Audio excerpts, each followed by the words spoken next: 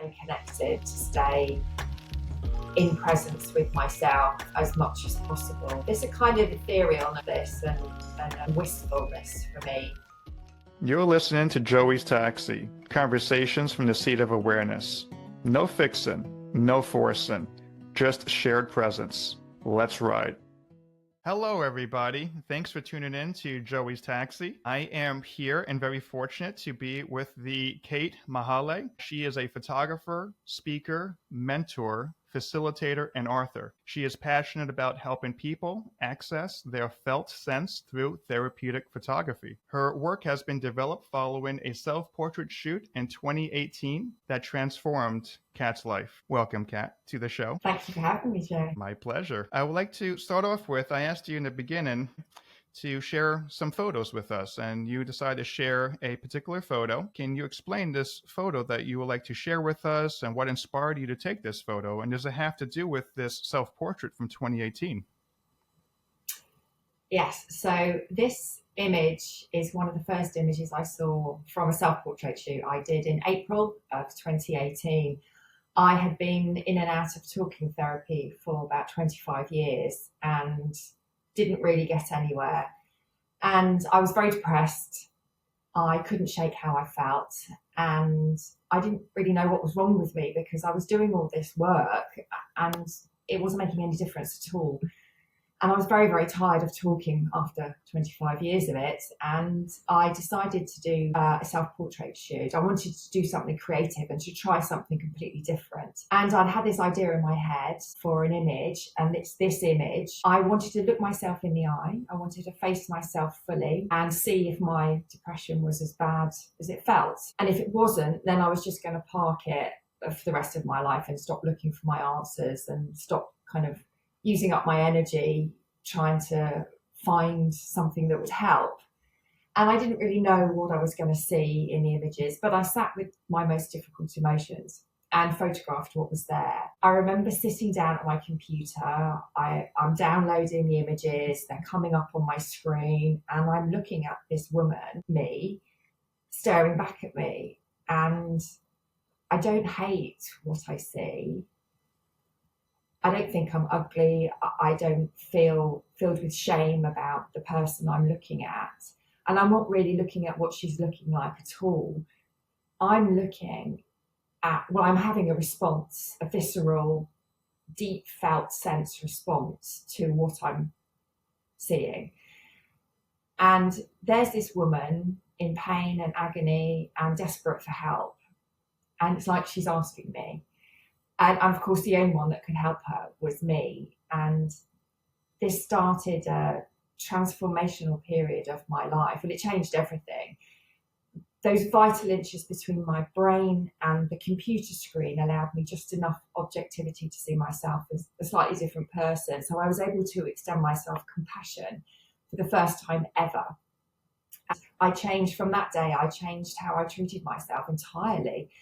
And I didn't look at my images for about 5 months. But in that time, every day I was feeling better and better. Every day I'd wake up and think, maybe today's the day I feel awful again. And I never did.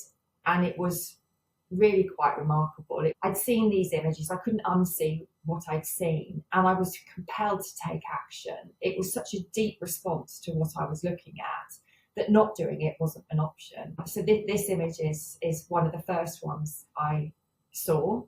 It was the image that I had in my head that I wanted to create.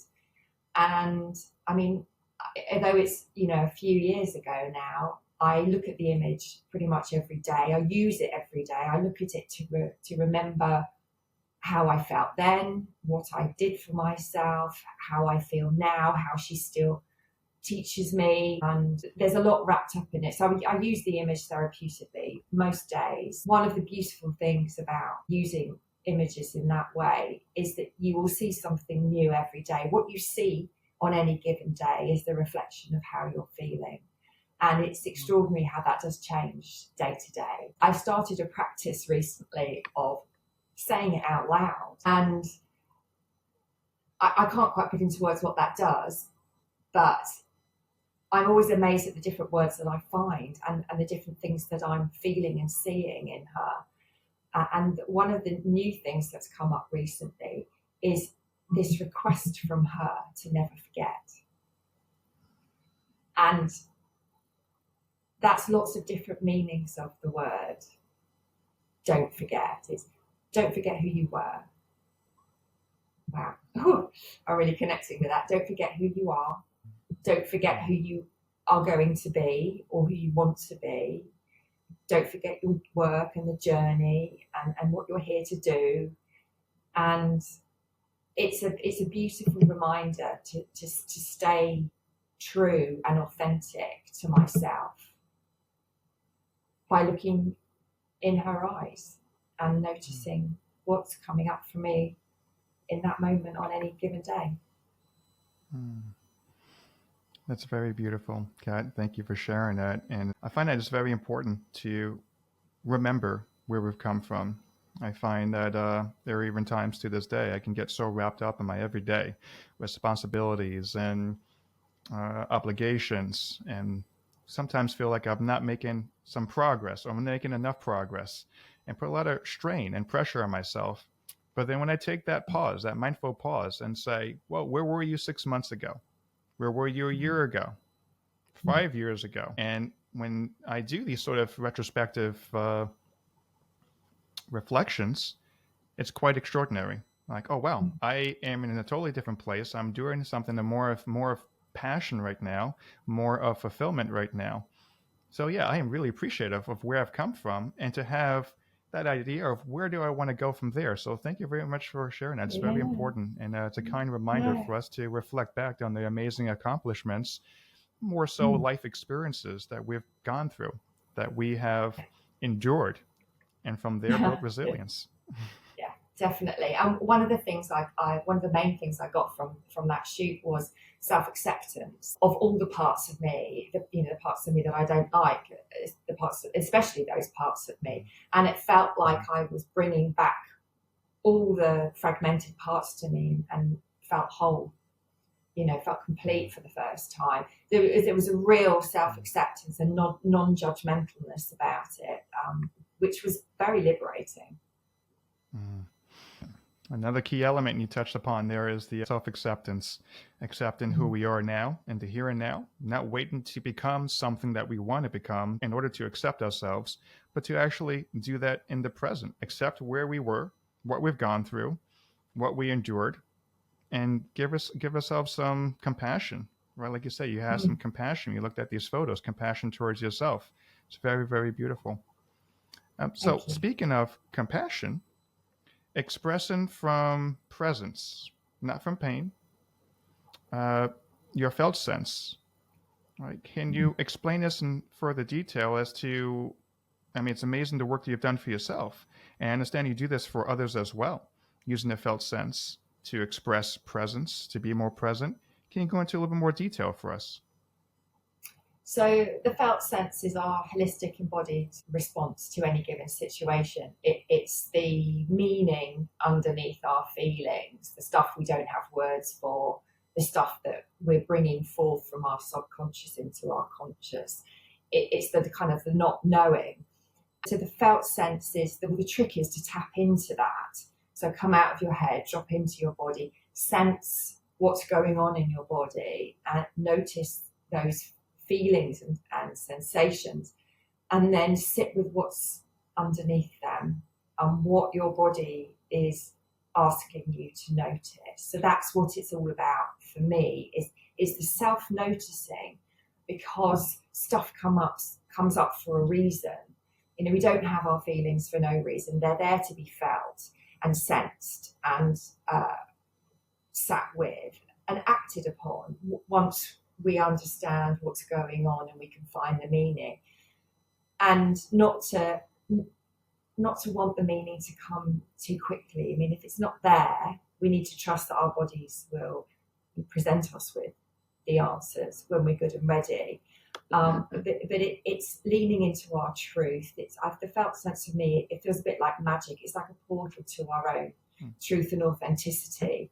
It's who we truly are, without the societal norms, without our limiting patterns. It's us at our core, And if we're able to sit with that in a non-judgmental, compassionate way, then we're able to understand ourselves better. We're able to do things that are more aligned with who we are and make us happy. And then if we're happy, then exponentially we can help other people to be happy too. You know, when you're sparkly, when you feel sparkly and alive and at peace, you know, everything seems to be much bigger. One's capacity for love and companionship and patience and gentleness, it just seems to flow much better. So for me, the felt sense is a really deep, moving, genuine way to change the world, because of what we do for ourselves does for other people. Yeah, I think it's a very important thing to allow ourselves, give ourselves permission to feel inside our bodies, not to push it away. Like maybe a lot of us were taught when we were younger, you know, don't be angry, you gotta be a good little girl, good little boy, but to actually allow the body to feel this. And you do this through photography and in a sense of therapeutic photography. How do you create the safe space? I understand you work with women. How do you create a safe space for women in order for them to feel inside their bodies with the medium of photography? So one of the things that I do is portrait photography, and I just do that with women. And what I do is I use a number of different things. So I use the breath, I use visualization and movement and connection. So there's quite a lot that goes into the mix. So that's what happens on the shoot. But before the shoot, there's a lot that goes on as well. There's the getting to know my clients. There's creating that safe space in terms of boundaries, what my client is worried about, what they're concerned about, how I can alleviate any issues that they might have, and working with what is. That's really, really important. So on a shoot day, there will be many different emotions. Often there's slight nerves at the beginning, or something's going on in their lives and it's getting in the way, or they feel it's getting in the way. So we work with that. We work with what is in the now. So I ask my clients to come out of the head, drop into their body. What is here? Because if we don't deal with what is immediately here with us, then I can't get the images that they want. And even in my clients, because I saw it in myself, even in my clients' pain and their anger and their distress is the most profound, agonizing beauty. It's just extraordinary. When we are real with our emotions and we bear witness to that, and we have somebody who will bear witness to it as well in a compassionate, non-judgmental way,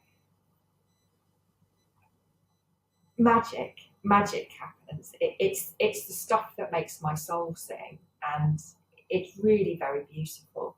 And in the other types of work that I do, which I do with anybody, it's the same thing. It's using images to notice what's going on for us and what's being reflected back for us. So in my portrait work, after the shoot, we sit down and we have a gallery view and we talk about who's in the images, just like I did with myself. Who is there? You know, great question you can ask yourself. If you have a picture of yourself, you like or don't like, it doesn't really matter. Think of yourself. If you didn't know this person, what would you say about them?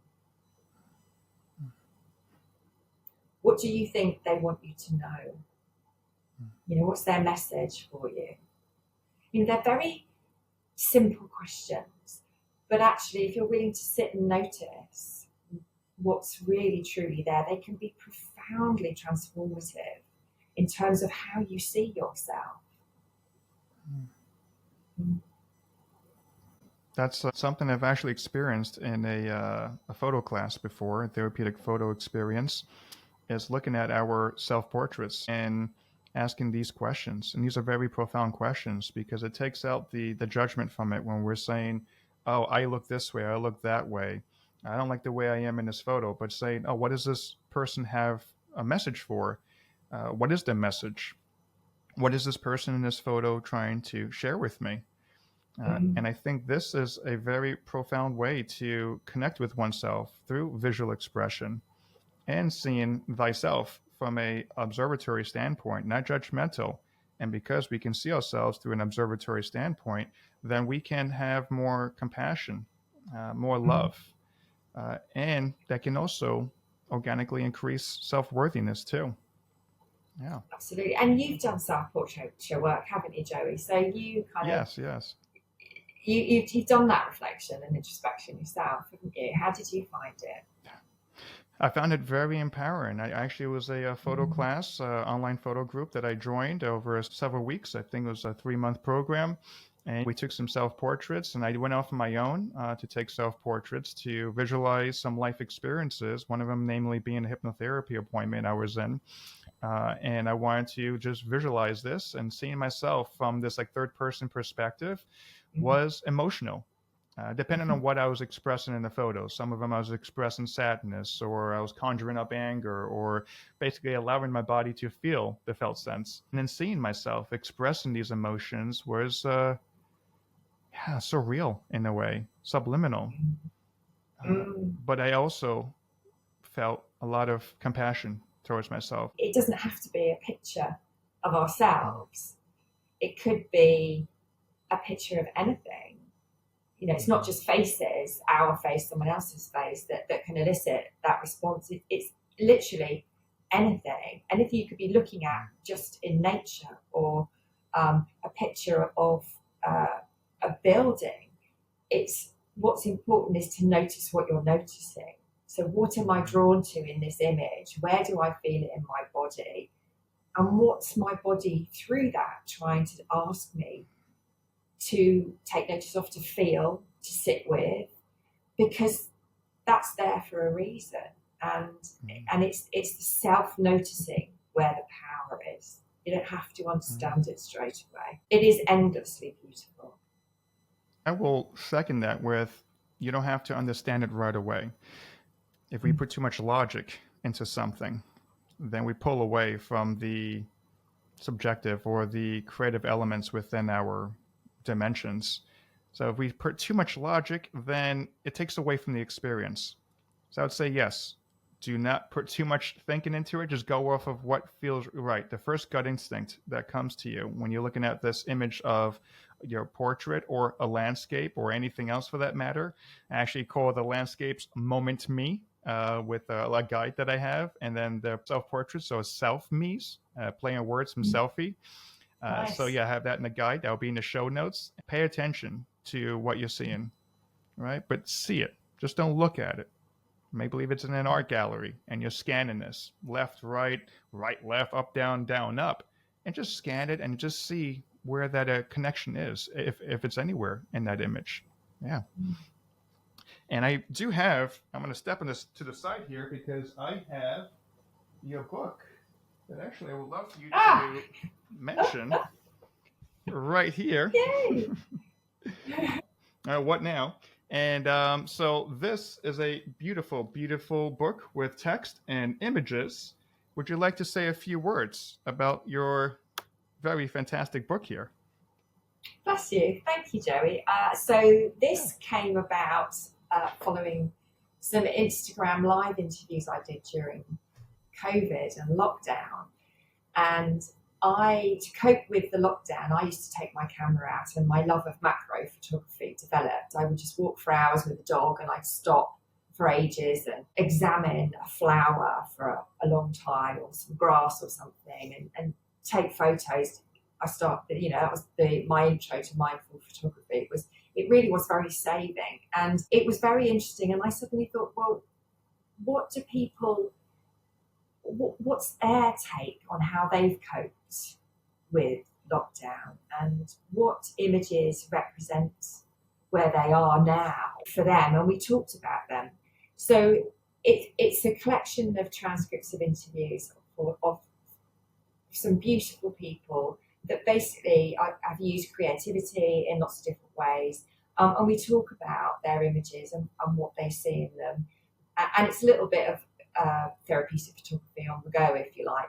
And we just talk about who's there and what they see in their images and how important that is for you and how they're going to use that moving forward. So it was a representation of where they were in that moment, and then what that image can then teach them moving forward. So the what now was the really the what was, what is, what will be, but in the now, because I find that images are a beautiful anchor to help us do that reflection piece whilst being present where we are in the moment, feeling how things are for us now. And then with this knowledge and insight that you're gaining through the image, you can then pivot then to the what's coming and how it can help you transition or remember who you are, remember these lessons that you want to take forward.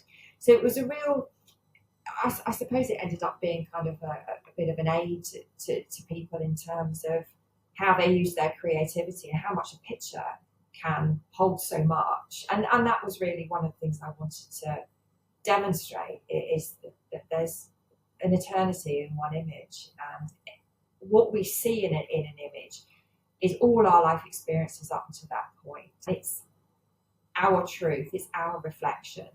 As Judy Weiser, one of the amazing pioneering founders of therapeutic photography, she's a Canadian psychologist, and she said that the story of the image isn't in the image, it's in the viewer. And it takes into account all their life up until that point. And that just sums it up for me. That's what it is. So this book was really, it was a lot of fun. It was really, really interesting.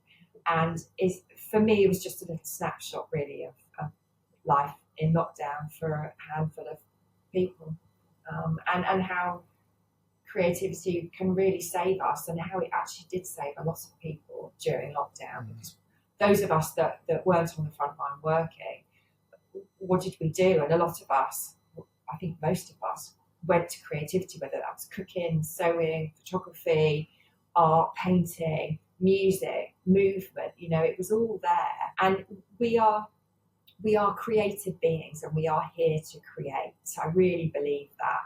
And in a lot of ways, through all the pain and the agony and the grief and the suffering and the loss and the frustration and anger in lockdown, there was some beautiful stuff that came out of it, and opportunities for people to do things that they wouldn't otherwise have done. I mean, it was very pivotal for many people in very painful ways, and I really appreciate that. But for me, this book is about a little glimmer of hope of how creativity always is there for us. And it doesn't matter if we think we're any good at stuff or not. The fact that we're creating is enough. And I don't think there's such thing as a bad photo, a bad piece of art. I just don't think it's possible. Art just is. It is an expression of where you are. And how can that be wrong? Absolutely. And to express is one of life's wonderful experiences, to express from a place of love and compassion. Talking about that heart chakra, going up that heart chakra, anything going up in that direction, it's just beautiful to express because it's coming from a place of pure love.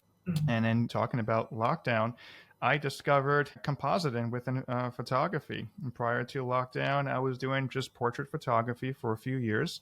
And then with all the free time, I said, well, I'm kind of like, I hit a road bump. I'm kind of bored with my photography. What can I do to make it more exciting? And then I came across these wonderful YouTube videos. One of them is Gary McIntyre, and I learned how to do composite work from him, and it re-sparked that flame within me for photography. So we had a lot of time during lockdown to have this way of slowing down. We were kind of forced to slow down in many ways. And that's been about, 5 years now. I would say things definitely have picked up on this fast-paced world that we live in. So I'd like to ask you, with all the productivity and the busyness that is not only encouraged but celebrated, what do you do in this current day and age in 2025 to slow down? I mean, that's such a question, isn't it? I'm not very good at it, I have to say. Try to live in the felt sense. That's my aim. So multiple times a day, I will drop into my body and notice what I need. And often it's completely different to what my head is telling me. The remembering to do that, that's key for me. I can do it once I remember, but it's the remembering. So it's having those times when when I stop and I think, what's next? And then I take a breath, and then suddenly I'm like, okay, let's just drop into my body. Or I write notes in my diary, drop into your body, or put alarms on my phone. I think we're very good at knowing what we should do or what we feel we want to do, but actually it's the remembering when there's so much rush that's really difficult. We can get to the end of the day and either haven't eaten or we haven't sat down or something. We've been so on the go. It's finding ways to nudge yourself to remember. I think that's the key. Mm. And how would you recommend people to nudge themselves? Because I can see people trying to remember, and then when the moment comes, that remembrance is just not there or not accessible to them in that moment. Is there anything specifically that you do? Is it more of a matter of mentally remembering, okay, I'm going very fast and I've been practicing this, so I know to remember and take a pause right now and sink into my body? There is something that you do, physically speaking, some sort of action that's like, okay, I'm going to do this now to break this fast pacedness to give myself that pause. Yeah, so writing notes in the diary or having alarms on your phone is one thing. Another way that I usually remember is if I'm getting really stressed by something or I'm overreacting. I feel like I'm overreacting. This reaction isn't normal. So that's my body's way of telling me that something's going on. So if I'm having a particularly strong response, I'll go, oh, I need to stop and find out what this is about. So I catch myself in that moment and literally I take a breath. As I'm breathing out, I come out of my head and land in my body and stop. It just only needs to be for a few seconds. And that's the beauty of doing the felt sense and learning about how it feels in your body. Is to be able to just, the more you do it, the quicker you can drop into it. And the quicker you can move through with what's going on. It's the noticing when things are difficult. But I also try to do it when I'm really happy as well. So if I'm like really excited or I'm noticing something beautiful, I try and have that same response. So I'm having a strong response. So I drop into my body. Where am I feeling it? And then suddenly the feeling is just, with negative feelings, the felt sense seems to, with compassion and non-judgment, seems to dissipate it because you're accepting it and you're becoming aware of it, and you can then take action and do something about it. When I know I drop into my body when I'm happy or there's joy, it seems to just expand it and it fills my whole body, and then I have a much more visceral experience of that gorgeous feeling, which means I feel more alive, I'm more present. And I've just had this kind of elated moment that lasts actually a bit longer than it probably would have done. So it works both ways. The felt sense isn't just about dropping into your body and noticing the things that you're finding really difficult. Actually, let's use it to celebrate the wonderful stuff that we experience. There are people that experience it a lot less than others or a lot more than others. But I think in those moments when we do experience it, especially if we don't experience it very often, those are the moments that are the most important to remind us that we are alive and we can feel stuff other than sadness and distress, because there's a lot of that going on in the world, and there's a lot to be very deeply unhappy and angry about. But actually, we can't live in that all the time. We need to have some moments where we experience joy, even if it's just because the sun's shining and you feel that on your skin. Just let that land. Even that can just be beautiful, because with that, for me, there's a sense of being at one with nature, being part of nature, being connected to everything and everyone. I mean, we all breathe the same air. We are all connected in that sense. And it can be something little. And actually, I think doing the little stuff like that, like, some texture of a leaf, feeling the sun, a lovely smell. It's the little things that are really important and remind us that we're human and alive and there are things to be grateful for, because the small things help us appreciate the big things much better. And actually, they help us let go all those attachments, materialistic attachments, and we can just be present with our own humanity and our own sense of being part of Mother Nature. I think it's really important. I really love that, especially the part about feeling into this, even on times you're feeling great, you're feeling positive sensations, because I feel like if you can focus on the positive sensations and doing this practice and sinking in with yourself or connecting with yourself, you can build this skill. You can build this tool within you so that when you have the unpleasant emotions, the tool is already built. Because a lot of times when we're going through the unpleasantness, very easy to forget a lot of the things that we learned that we should be doing, and we just kind of revert back to this autopilot way of living or reacting in that moment. So by practicing with the good moments and the good sensations or the pleasant emotions, we can build this tool up within us so that when we're going through something unpleasant, it's there, we've practiced it, and we're more likely to tap into that, I think, for some of us. Yeah, thank you for that. Really appreciate it. What I would like to talk to you about next is something that I am very grateful for you agreeing to with our podcast here today, and that is sharing a photo, another photo that you have never shared publicly. And you've chosen Joey's Taxi to share this photo.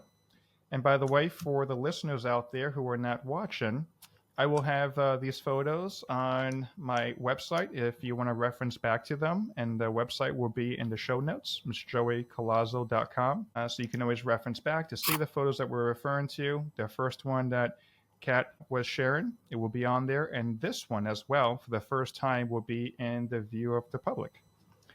Kat, do you care to share about why you've chosen to share this public photo? Well, I've just brought it up so we can have a look. I didn't think very hard about this, Joey. I looked at a few galleries and to see what was going to jump out at me. And this one jumped out at me. There's movement in this image. I'm covered in a piece of cloth. I've added texture. There's something here for me about our shadow side and keeping the shadow side close and not covering it up, being present with it, allowing it to move, allowing it to breathe, allowing it to be seen, heard and validated. Because that was what I learned in my first shoot, was those things are really important. And we have to continue to do that. Our evolution isn't done until we've passed away, and it's really important that the journey continues so we continue to be the best person that we can be and continue to grow in lots of different ways. So this for me is, this is the first time I've sat with it, so this is all new for me, what I'm feeling and seeing in this image. She's saying, I'm here, but don't forget me. Are there any other messages that she is conveying to you? There's a real warmth here and I guess a profound sense of love. And not that I want to embrace her, but I feel that she wants to embrace me. So I wonder if this is about the remembering that I saw in my other image recently, is that the remembering to stay connected, to stay in presence with myself as much as possible. There's a kind of etherealness about this and a wistfulness for me.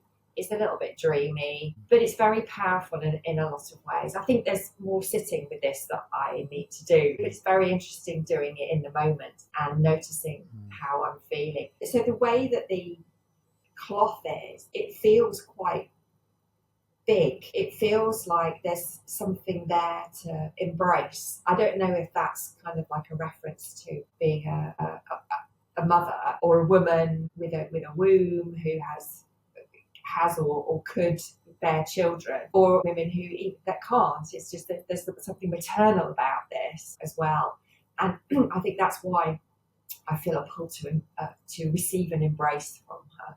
So it's very lovely and surprising as looking at images this way is. So thank you for the opportunity of talking about it. You're very welcome, and thank you for being vulnerable and sharing this with us as well. You mentioned before about sitting in or that remembering to just take that pause, take that moment to be with ourselves. Is that your best go-to when it comes to returning to center or practice, or do you have another return to center practice? No, that's what I do. I stop. I don't even need to be sitting. Sometimes I close my eyes, but it's a deep breath in, and then on the exhalation, just to land in my body. It's to pause, to sense, sit with, and then trust that whatever needs to come forth will do. So really that simple.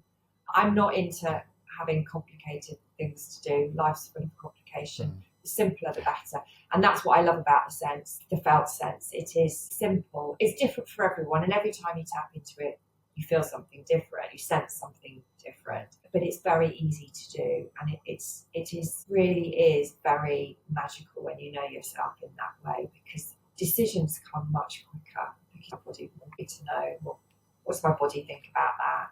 So it's a breath, it's a stopping, it's a breath, and it's a sensing. I would also say that to do this in the moment is probably most optimal. And if you can do it in the very moment, do it as close to the moment as possible. Because when you catch this and it's in your body, it's very fresh, this energy, this surge of energy going through you that you're experiencing. So when you do this in the moment, you're allowing yourself to feel this and you're giving yourself permission. Or, of course, if you can't do it in that exact moment for whatever reason, then try to do it as close to it as possible, because you just don't know when another outwardly experience is going to touch upon that maybe inner wound or that scar within us. And it could be months, years, or much longer before that same exact trigger gets triggered again. So to catch these things in the moment and to process them and experience them, not to resist them, not to cling them, even the good stuff. Not to say, oh, I just want this to happen. Enjoy that experience for as long as it takes within you. And then let it go and move about your day into the next moment. Thank you very much, Kat. And I'm going to include your contact details in the show notes as well, if anybody wants to reach out to you. With that being said, how can listeners find you? So my website is feelmorecreative.org, and I'm on Instagram at feelmorecreative. Okay. You have it, folks. We have Kat here, and very appreciative for our conversation. I want to thank you, Kat, for coming on today, joining, sharing these two amazing photos, which again will be on my website, links in the show notes to take a look at them, and the listeners as well. Thank you for tuning in to Joey's Taxi and going for a ride from the seat of consciousness and listening to our present conversation. Thank you again. And until next time, take care. Bye, Kat. Bye. Thank you so much. You're very welcome. Thanks for riding along. If you'd like to stay connected, follow the podcast and leave a mindful review. Until next time, stay in the seat.